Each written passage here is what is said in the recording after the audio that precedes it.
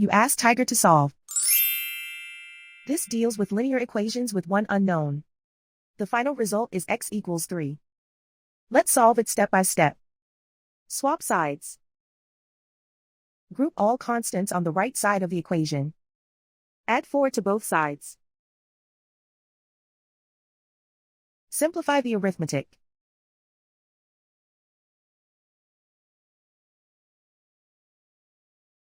Isolate the x.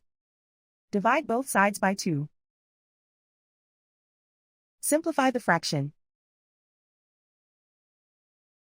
Find the greatest common factor of the numerator and denominator.